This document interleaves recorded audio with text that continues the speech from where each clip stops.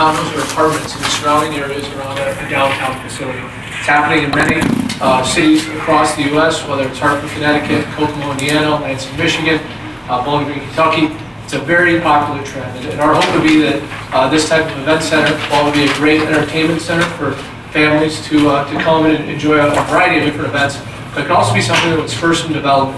We've already talked to a restaurant owner that's very interested in being involved potentially. I think there would be, the potential for residential development as well. So we appreciate your time. We're always available for questions or to talk more about this project, and best of luck in the decision-making process. Thank you. Thank you, Connor. Next, we have Jim O'Rourke.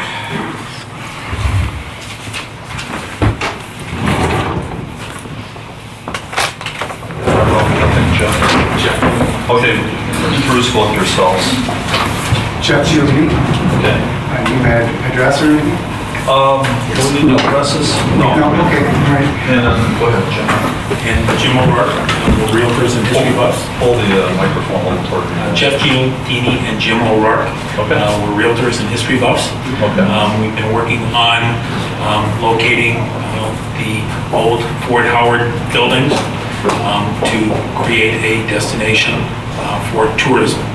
And Jeff has used mapping, a variety of techniques, old photographs to locate the original foundation of the old fort buildings. And one of the most important fort buildings that we have was actually picked up and moved from Green Bay over to Alloway to Heritage Hill.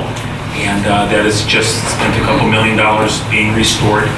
And Jeff would like to give a proposal on moving the stone monument to where the original location of the fort was. Thank you. Fort Howard Hospital was built in 1832, 1833. It was moved over to Chestnut and Kellogg Street somewhere in the 1860s. From there, I believe it was the 70s when it was moved to Heritage Hill and restored, fortunately. There's a stone monument that was put on the corner of Chestnut and Kellogg that depicts the hospital that is no longer there. There's just an empty lot. Basically, through our work, we've located the area where the hospital was originally built, and what we'd like to propose is to have the city move that monument from the corner of Chestnut and Kellogg to the location where the hospital was actually built. The location that we've identified is actually in the road, or at the very end of the road right-of-way for Donald Driver Drive. So it's city property, it's planted grass at this time. It's in an area where people do congregate outside between now the new brewery and the restaurant at Titletown. We're estimating possibly the cost of maybe $1,000 for a bronze plaque to be placed on the stone to explain that this is the original location of the hospital, and also some city time moving the monument. So basically, that's what we're looking for. Hopefully, around $1,000 out of the surplus. All right, so Thank you, guys. thank you, gentlemen. All right. Next, we have Cal Grenius.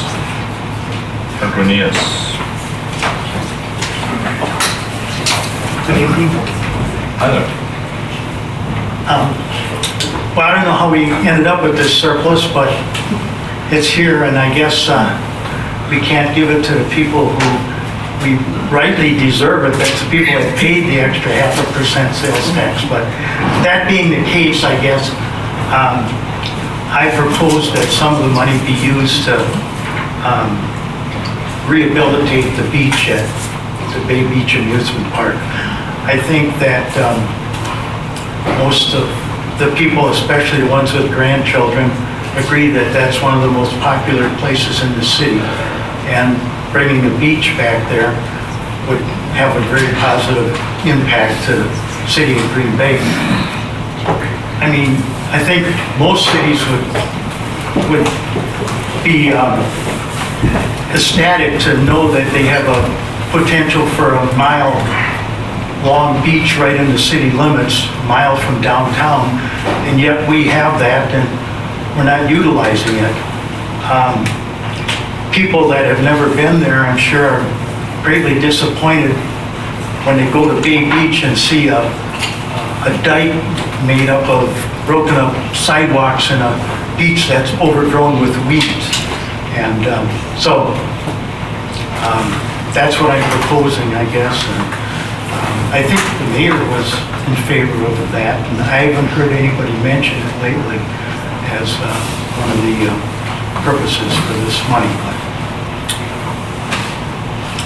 I know I'm old enough that I remember swimming at Bay Beach when I was a little boy, and it was a beautiful beach with sandbars going out, and I remember the lifeguard stand, and it was a real attraction, but they could maybe move the dike back to allow more room for the So that's about it, I guess. Thank you, sir. Thank you. Next, we have Doug Hartman.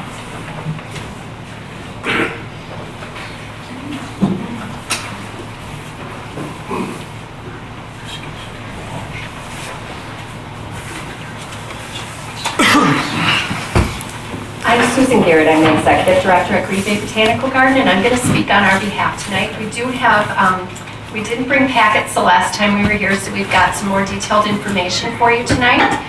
I wanted to kind of give you an update too. The garden just came off of the Garden of Lights event, and it was the most successful event we've ever had in our history.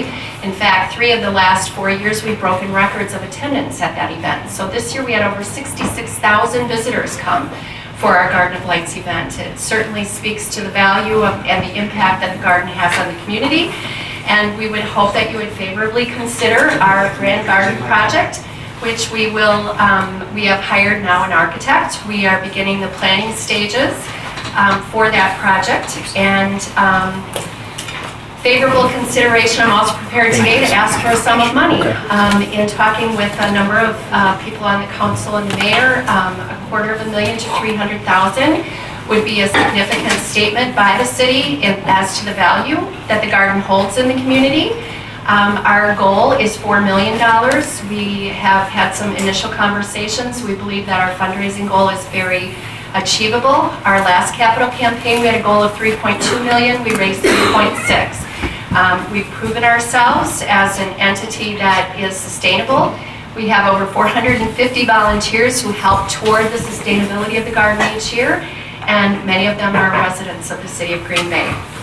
I would be happy to answer any questions that you have, but I defer to the packet that I provided you with comments that I've made tonight, as well as some of the renderings.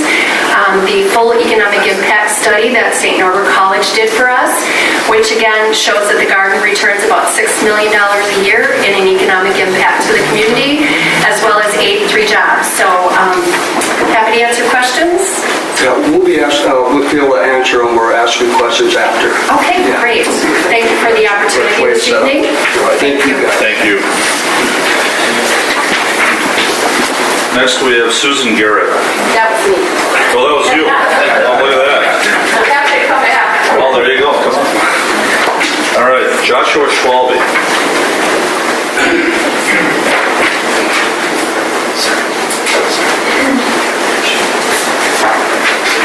Hello, and thank you for hearing my idea today. For a while, I've been trying to do some homework on bringing a bike share to Green Bay. For economic development, increasing transportation is a great way to mobilize people to move a little further and to have the accidental collisions they have running into people, like running into someone tonight at this event.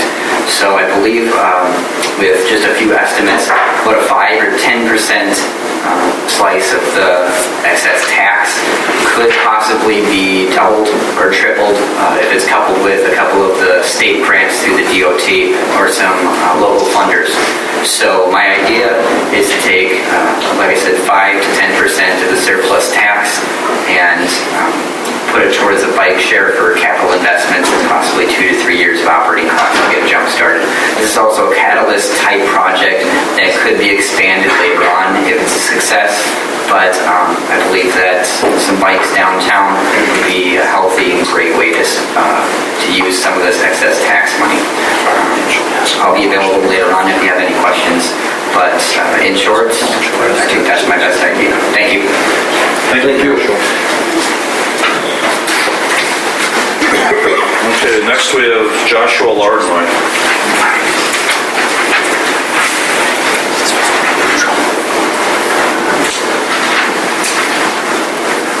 Hello.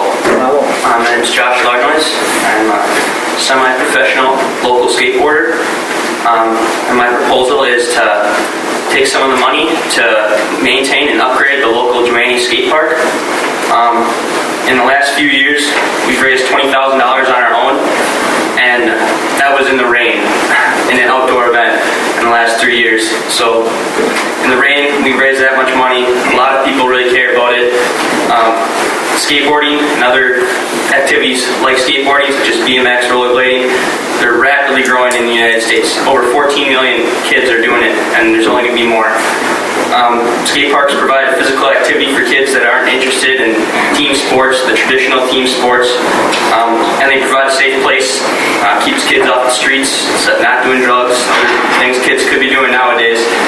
And it gives kids confidence. I know it gave me a lot of confidence growing up doing it, succeeding at it. It helped me a lot growing up. And there's also a lot of economic benefits. When you have a quality skate park, well maintained, it's going to attract other skateboarders from out of town, tourism, and it will also benefit the local skate shops and anything else, local businesses, food restaurants that people that come might want to go visit. So a well-maintained and upgraded park will show that this community is interested in its youth. We're asking for $200,000. Anything helps. And that's all I have. Thanks for your time, guys. Thank you. Dan Thino.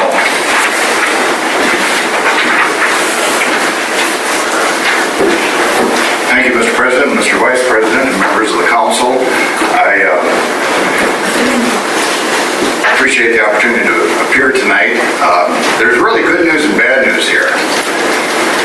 The good news is that you have dozens of great projects that we could be doing in the city of Green Bay. The bad news is that you only have $5 million instead of $25 million. I'm not going to be asking for money tonight. Maybe should say that with reference to my remarks. I'm going to talk about, for just a couple minutes, process. As a former state legislator and as a former city mayor, I think if we look at the process by which we make decisions, we can sometimes come to better decisions. The legislation that went through the Wisconsin State Senate and Assembly said that there had to be 3 uses of these funds for the communities that were going to be receiving them. 1 was debt reduction, 2 would be property tax relief, and 3 would be economic development. I've been looking at this issue quite a bit in the last couple of weeks. I really, really believe that if you put the money toward debt reduction or property tax relief, it's going to get lost. It's just not going to have a major impact.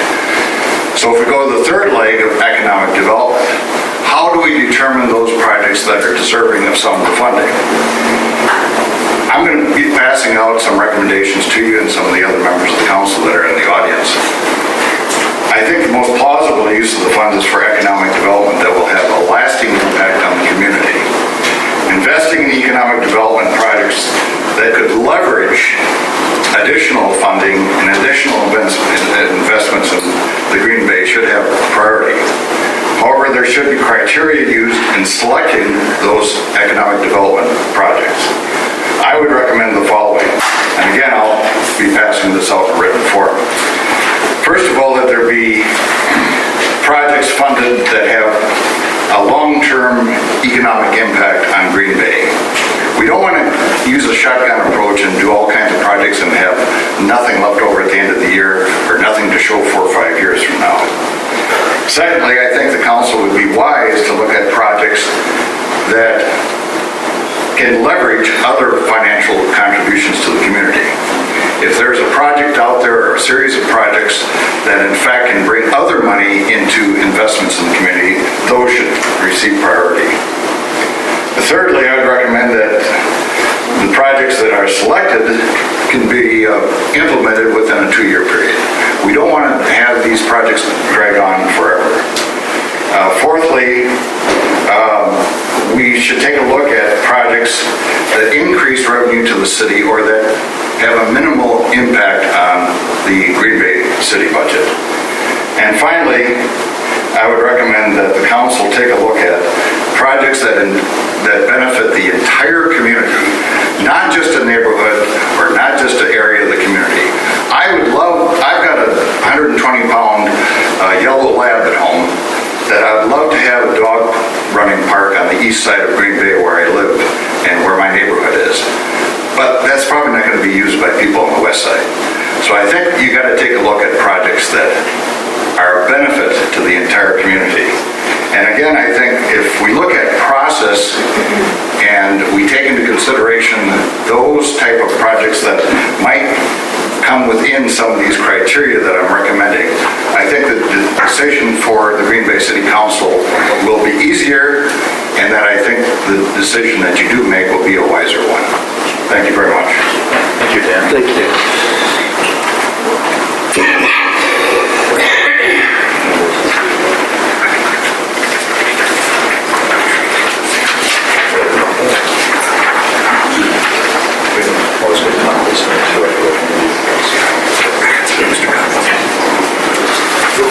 All right, next we have Jesse Mikulski. Is that close enough? Thanks. Hit me with that. Mikulski? Mikulski. Thank you for your time. Unfortunately, I'm going to follow that up with a suggestion on property tax relief. Back in 2011, Brown County initiated several solar installations on various Brown County projects. They tagged it Turning Brown County Green.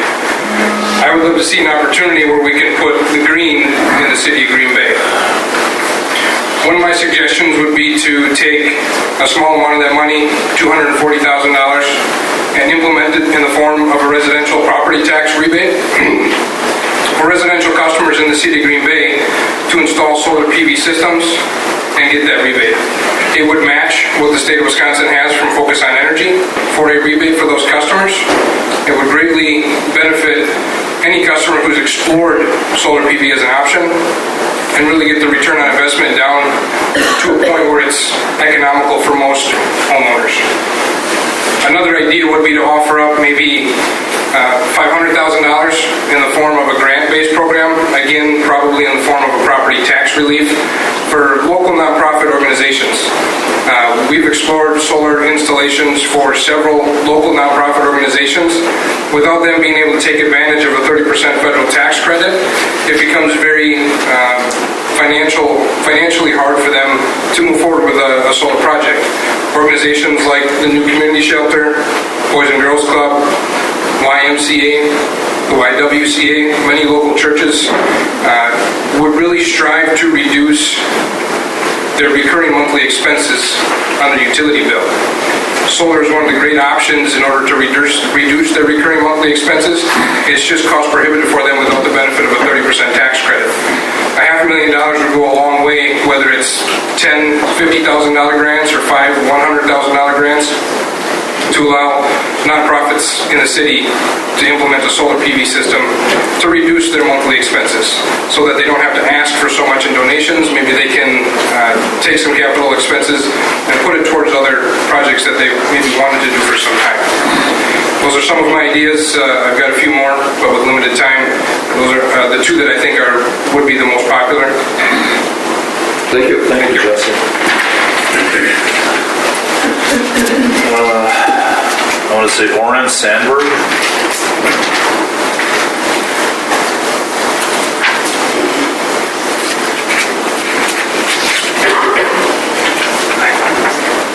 Hi, Oren. Thank you for your time. Mine is going to be kind of dry here. I just believe in tax relief or debt reduction, especially debt reduction, because I don't care if you're a family or a corporation or a city or a nation. If you can pay down your debt, well, it gives you a lot more flexibility on the other end. And the only other thing I've got to say is I can't believe I'm the only one wearing Packer stuff here. Thank you. Okay. We're still fans. Next, we have Catherine Meyer.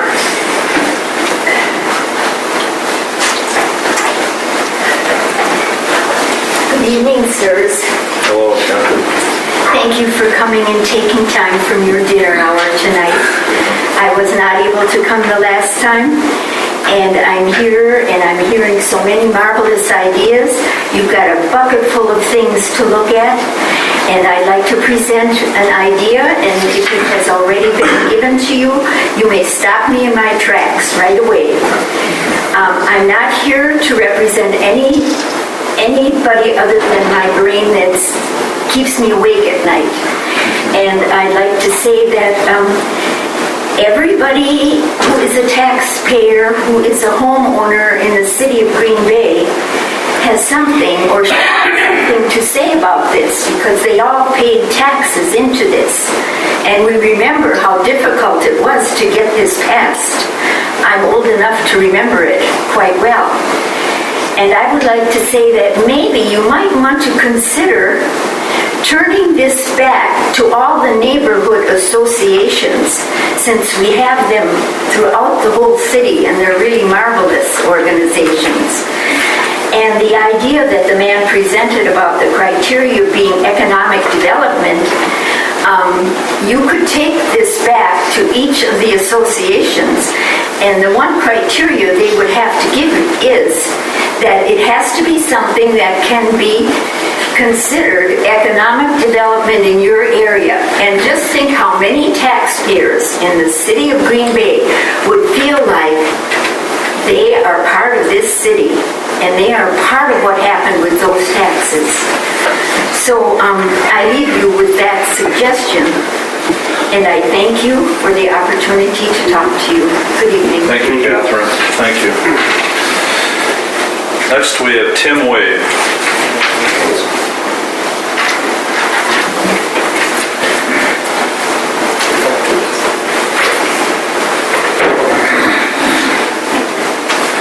My name is John Aller, Director of Technology for the Green Bay Area Public Schools. I'm here with Tim Way.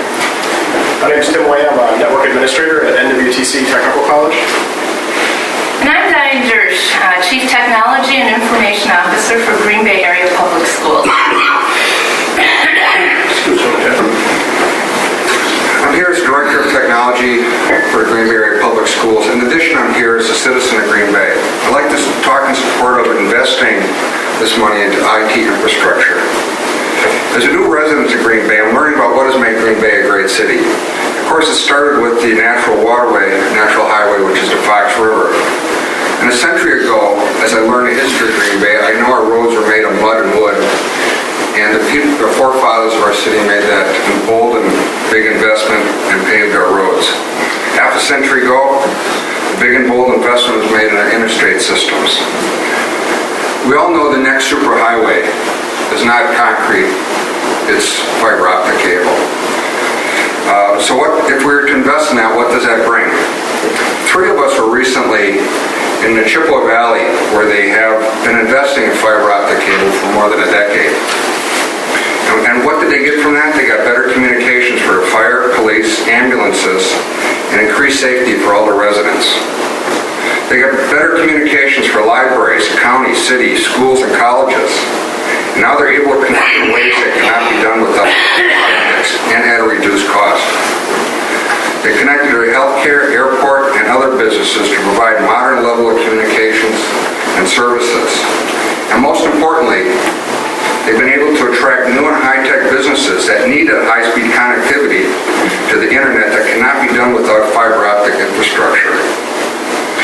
The way I see it, the founding fathers have made the investments, and now it's our turn. I'm here to ask you to make that big and bold investment in IT infrastructure for the future prosperity of Green Bay. Thank you. Thank you. Yes.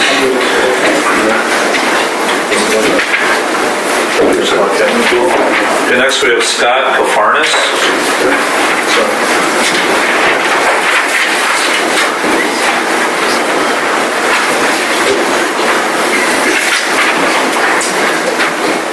Thank you. I'm here today in support of a previous presentation that had been given. I'm a business owner on Main Street. Actually, our building is the old Johnson Fish building that runs right into the river. We are a strong supporter of the city and what the city is doing. We believe that the arteries that are going into the city are very, very important as the city continues to develop. That said, there was an idea 8 years ago for the East River Trail. Throughout the last 8 years, a lot of things have been done to keep that East River Trail moving forward, and it's at kind of a critical point.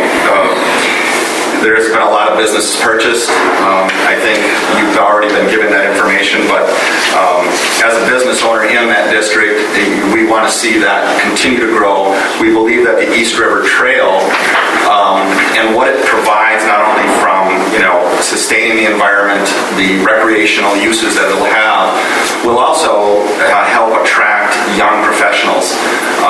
I have a design and technology business, and it's very important to me that we keep young professionals in the community.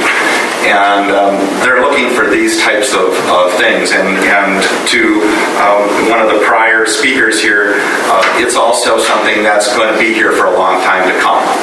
And it's not going to go away. I think it's a great thing for the economic vitality. And thank you very much. Thank you. Thank you, Scott.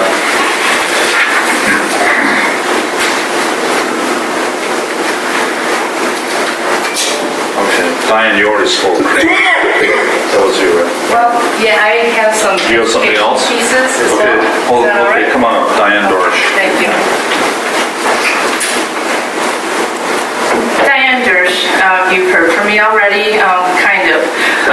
I am here to talk to you as a leader of technology in our community, asking you really to consider being visionary and investing in the future. By bringing high-speed broadband to Green Bay and Brown County, okay, we could do amazing things together. I appreciate the gentleman who talked about how we can spend our money, or your money, and working with other organizations to help grow is what we'll want to do. And so investing in the future to create an infrastructure of high-speed internet throughout the county can not only attract businesses and create business incubators, but also be able to empower our families who don't have access at home for their students to do their work. Okay, we have a population of students who are not able to access the internet because of resources that they have. So wouldn't it be wonderful to be able to build a solid infrastructure throughout our whole county so that we could actually provide wireless internet service to homes? Parents could search for jobs. Parents could look at health information and ways to improve the quality of life for them and their families. Students can access the resources that they need. I'm thinking about the crowd out here. We just heard from a gentleman who is interested and has, wanted to attract young adults here to work and to stay and retain. And so we know, I've got studies of Chattanooga, the city of Madison, who is now going through a feasibility study regarding how high-speed internet could impact their community. And I'm thinking, wow, if Madison is doing that, couldn't Green Bay do that too? Couldn't we do this in a couple places? And what kind of impact could that have on the whole area in the state of Wisconsin? So I believe that working together is the way to do it. We already are in a consortium, Northeast Wisconsin Consortium for our community area network. We're working with Brown County. They have an outstanding fiber optic network. I give credit to Kevin Ray for having the vision to lay out an infrastructure that's going to help us build the future. We have connections. We've made connection with medical communities who are saying, yes, you know what, we don't want to lease this stuff. How about we join you in building fiber to different places? What can we do if we bring a whole bunch of organizations together that want and need for their businesses high-speed internet? Instead of building conduit and just putting a few strands through, we could put a whole bunch through. fruit. One dig, many people working together. This is a great opportunity for the city of Green Bay, as well as Brown County, to be able to think about a vision for this and figure out how we could make this happen, because it's not only an investment right now for everybody, but an investment for our future. So I'm hoping that you will consider this, and we will be available later for question and answer as well. Thank you very much. Thank you, Diane.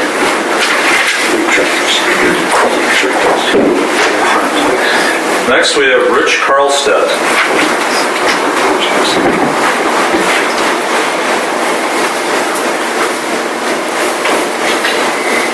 Good evening, and thank you for allowing me to speak tonight on this important subject.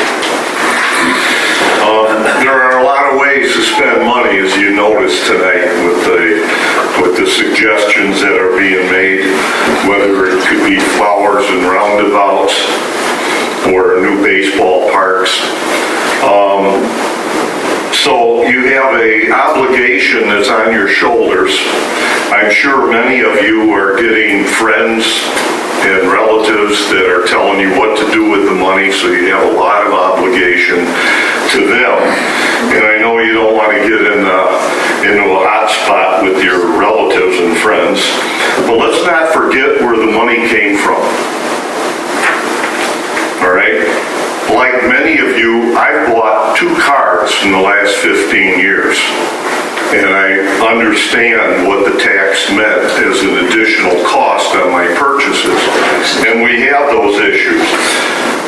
Understanding where it came from shows an obligation to the people that paid it in the first place. And I think you can recognize that by following the outline that the state legislature suggested: debt reduction, property tax relief, or economic development. Now, I hear a lot of issues about economic development, and I worked in business my whole career. And I know return on investment is a very debatable issue. It depends on who's presenting the figures and whether the figures are correct or not. I would suggest that doing an economic development investment is really going to make the council subject to criticism if it doesn't pay off. So my suggestion is what I call the gift that keeps on giving. And think about this, please. If you reduce the debt, your debt costs go down in the future. That allows you more leeway in the council to use the funds appropriately. And I ask that you give that serious consideration, not just verbal consideration, because it will return year after year. It may not be as magnificent as millions of dollars, but it is something you can count on, and it will benefit everyone in the community. I don't have a dog, not knocking dog owners, I love dogs, but no matter what the issue is, whether it's an animal or a baseball park or whatever it is, not everyone shares those issues. But the cost of running a city, which you deal with every week, you know what those costs are. Reducing those costs are going to help everyone that supports your council and lives in this community. So thank you very much for your time. Thank you, Rich. Next, we have John Otto. No, that's it. I'll take this one. This one, sorry. Betty Kosick.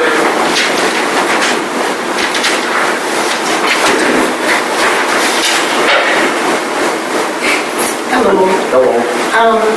I was very happy to see the list, and I like a lot of things that were on the list that I saw. I wasn't able to come last time either, but I've been dreaming about a community center for Green Bay for a long time, and I saw that I was on the list, so I was ecstatic. De Pere has a community center, and Ashwaubenon has a community center. We have nothing.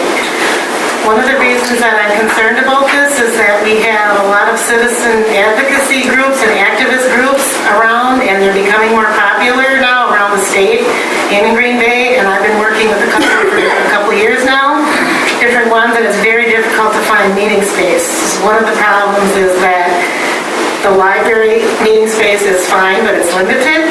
And now with the new renovations down in the basement, I'm afraid it's going to be more limited. We have NeighborWorks, but in order to be eligible to have a meeting at NeighborWorks, you have to have a 501(c) number or be a nonprofit.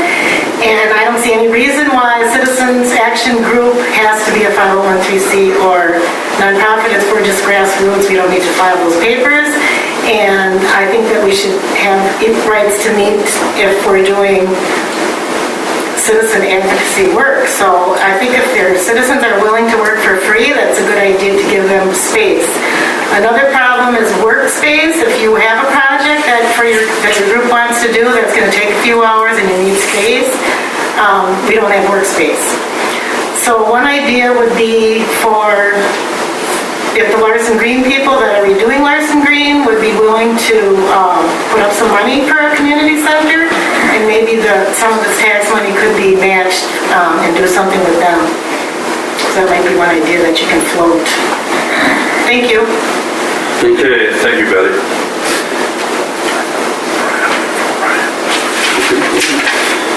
Richard Parents.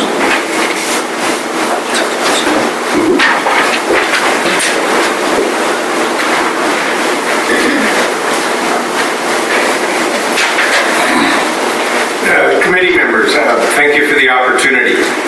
I'm going to read a letter that was written by one of our members, and I am the current president of the Brown County Taxpayers Association. We are not without a little experience about this tax, how it came about, and what the realities of it are. And I want to read this quickly and then just add a couple notes. This was written to the mayor and council president Duane.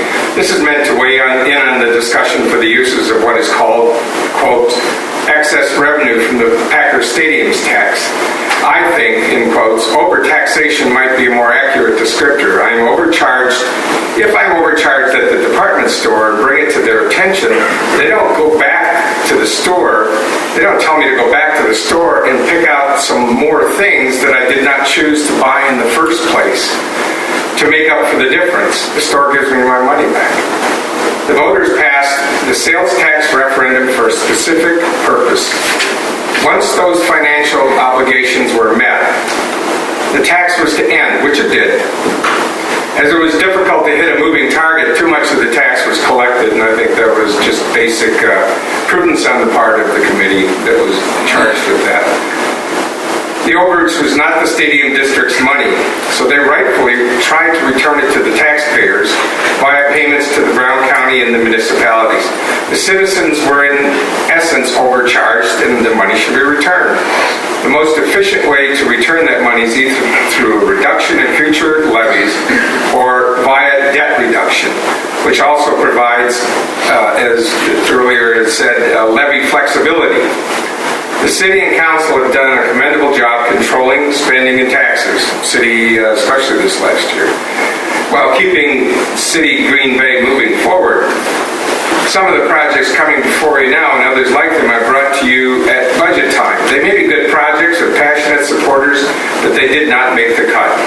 You made the tough decisions because government cannot be all things to all people. Using this excess taxation on special projects will be no different than raising our taxes by $5 million because the city was not meant to have it in the first place. It belongs to the citizens. I think this is the crux of the matter. To be used as they see fit. The reduction in taxes will allow them to, buy the things they use at home, shoes, clothes, a meal out, family trip. It may not sound like a lot, but at the end of it all, it really is a philosophical premise that this was collected from the citizens and taxpayers of Brown County. It needs to go back to them, and in the most fitting way possible would probably be through reduction in the one that's more broad-based, through reduction in levy or in borrowing costs, which I think is really where it's at. This was written by Rod Goldhahn, 310 Traders Point Lane. He's in District 2. I think it's your 10th district, Tom. And So he is one of our members of the Brown County Taxpayers Association, and I just wanted to read that on his behalf. I agree with him 100%. Philosophically, this money came from the taxpayers of this community. They voted on it. They give you that right to use it in the way that it was intended. Now, give them the courtesy and the respect to return it to their pockets. Thank you. Thank you, Richard. Did I do it? Oh, it's up to you. You don't want to, you don't have to. Okay, that's going to be our last one. This last one was from Mark and Brian Dansker. He's not here. So he's decided not to read it right now.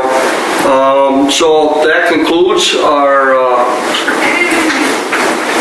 public hearing, and we offer you to stay and talk. And now, is there anybody else that came late that still wanted to talk? I want to make sure that everybody here gets a chance to talk. Is there anybody else that would like to talk? Okay. Hearing that, means this public hearing is over, and so you may, there's Alderman here if you wish to discuss it. Thank you for coming. Thank you. Thank you.